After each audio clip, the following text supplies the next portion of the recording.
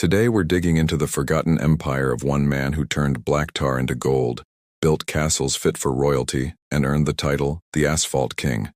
His name? Amzi Lorenzo Barber. Barber didn't start as a tycoon. In fact, he was a professor in Washington, D.C., teaching at Howard University. But in the 1870s, he left the chalkboard behind and jumped headfirst into real estate, creating one of D.C.'s very first planned suburbs. But that was just Act 1.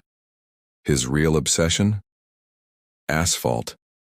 At a time when American cities were desperate to modernize, Barber locked down the world's richest natural deposit of asphalt in Trinidad. With that single move, he cornered the market.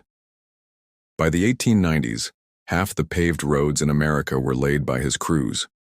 From New York to San Francisco, he literally paved the nation. The press crowned him the Asphalt King, and the fortune that followed was staggering. And Barber knew how to spend it. A hilltop stone palace in Washington, a Fifth Avenue mansion in New York, a Staten Island villa, and a sprawling Hudson River estate. He even sailed the seas on a 269-foot luxury yacht with a crew of 44. This was Gilded Age living at its peak. But Barber wasn't done. He jumped into the brand-new automobile industry, founding the Locomobile Company, and selling over 1,600 steam-powered cars by 1900. Imagine it. The same man who paved the streets was now building the cars to drive on them. Of course, fortune is as fragile as asphalt in a storm. His empire grew too fast. His attempt to create an asphalt trust, a monopoly, collapsed within just a few years.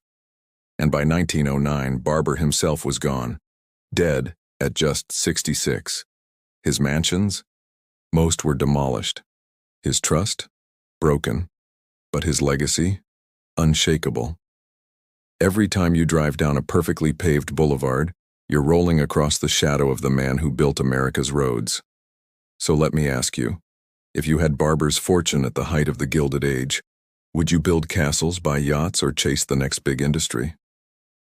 In the late 1800s, as industrial titans like Andrew Carnegie and John Rockefeller built colossal fortunes, there was a different kind of wealth being forged in the urban jungles of America. Men like Ward McAllister, who hosted legendary parties in his Manhattan palace, Cornelius Vanderbilt the Younger, who doled out money like confetti, and yes, Amzi Barber, whose wealth was tied to the black gold that transformed city streets. These weren't the robber barons of industry, but they rubbed shoulders with them, sharing in the spoils of a rapidly modernizing America. Yet their wealth was rooted in something less glamorous, yet equally essential: the humble road. But let's backtrack a bit. Our story begins not in a boardroom or a gilded drawing room, but on the sun-drenched streets of St. Thomas in the U.S. Virgin Islands. Born on January 2, 1842, Barber's early life was shaped by the social norms of the time. As a freed slave, he understood firsthand the struggles of African Americans in post-slavery America. Despite the hardships, he pursued education with fervor, eventually becoming the first black graduate of the prestigious Columbian College, now George Washington University. He might have carved out a comfortable life for himself as a professor, but fate had grander plans for him. In the 1870s, Washington, D.C. was a city in transition. It was expanding, but its infrastructure couldn't keep up. Streets were unpaved, dangerous, and impassable after rain. Then came the chance encounter that would change everything. Barber met William Jackson Potter, a developer with a vision to create a suburb called Ladroit Park near Howard University where he taught.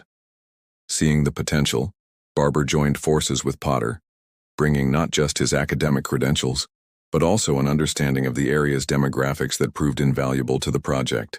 They laid out the blueprint for a neighborhood that would become a beacon for middle-class African Americans, offering them quality housing and a sense of community that was hard to find in the segregated South. Their venture was successful, planting the seeds for Barber's future real estate empire. But Barber's mind wasn't just focused on bricks and mortar. His thoughts often drifted to Trinidad, an island he'd visited as a young man.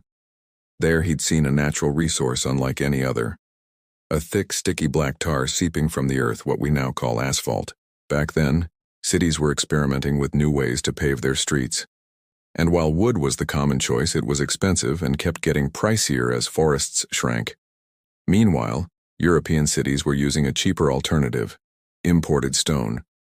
But this was a laborious process, not to mention unsightly. Enter asphalt, a material that was both durable and adaptable to various weather conditions. But there was a catch. The deposits found in Europe were inconsistent and costly to transport. What if there was a way to source high-quality asphalt locally? That question became Barber's obsession. With his real estate success, he had the capital to invest in exploration. So in 1878, he took a leap of faith, purchasing a small share of a Trinidad asphalt company. Little did he know that this investment would turn him into a modern-day emperor, controlling a material that would be the bedrock of his fortune. The 1890s saw Barber's empire taking shape. 2 landmark deals solidified his status as the king of asphalt. First, he partnered with the Colombian Railway and Trading Company, gaining access to vast tracts of land rich in asphalt. Soon after, he secured a contract with New York City to pave 200 miles of road using his Trinidad-sourced asphalt. This wasn't just a business deal. It was a golden ticket to unimaginable wealth. As the demand for modern roads boomed, so did Barber's coffers.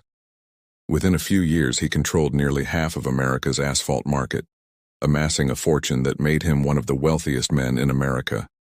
Yet amidst this success, Barber's vision didn't stop at paving roads. He was a man who understood the power of diversification, a concept that seems almost quaint in today's hyper-specialized business world, but was revolutionary in the 19th century. To Barber, each business was a piece of a larger puzzle, all contributing to his financial well-being.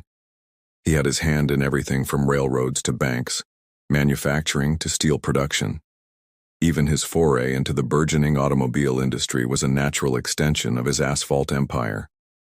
Through his locomobile company, he produced steam-powered vehicles, a technology he believed to be superior to the internal combustion engine.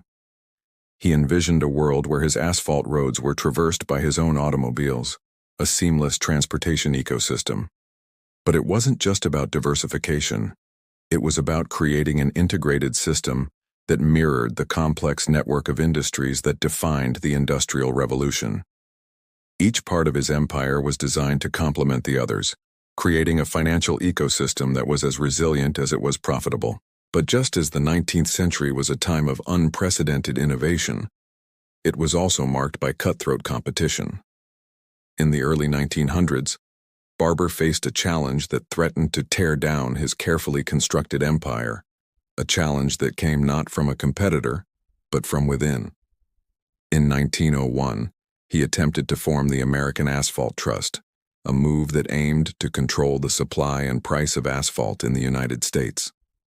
While such trusts were common in industries like oil and steel, Barber's move was met with resistance.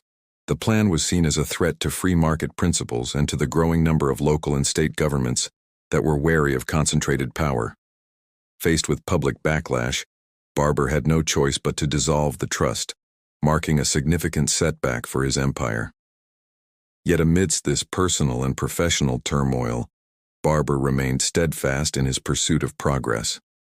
He continued to invest in new technologies, including the development of a machine that could efficiently manufacture artificial limbs. He also recognized the importance of giving back.